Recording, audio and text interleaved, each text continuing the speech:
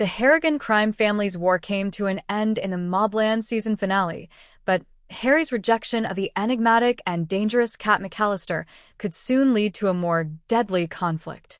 The bloody removal of the Stevenson crime organization from the equation, which Cat McAllister seemed to predict with remarkable accuracy, led to Harry and her finally sitting down at the end of episode 10.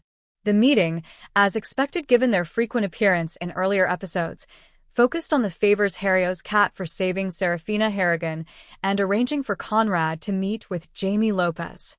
But what began as a friendly exchange quickly devolved when Cat disclosed that she needed Conrad's assistance and insight to eliminate the Harrigans so she could take control of the London drug and firearms trade that their group manages.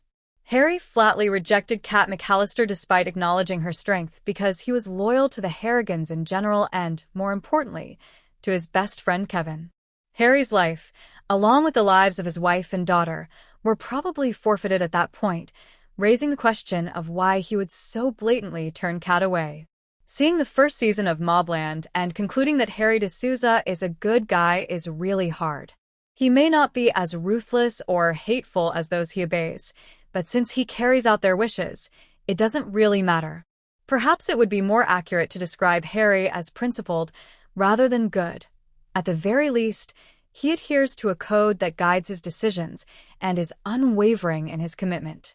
He is special in the world of MobLand because, in fact, that code is all he has. One of the few decisions Harry still has in life is whether or not to remain loyal to the Harrigans.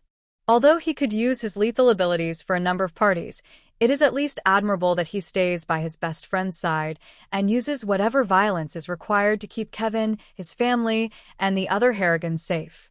There wouldn't be much of his character left if he was prepared to switch allegiances at random. He would be treated the same as the gun he fires, a tool for hire. While Harry's loyalty to the Harrigans and rejection of Cat's demands are commendable, they are also not very free choices. Any surviving members of the inner circle of the Harrigans would target him and his family if he betrays them and aids Cat.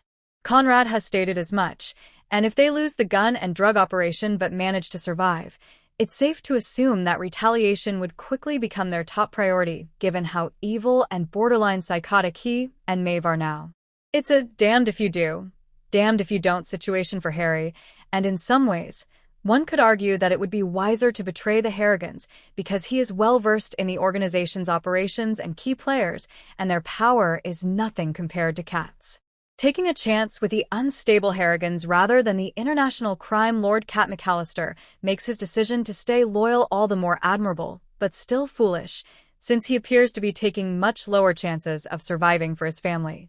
For more videos, please like, share, and subscribe to my channel.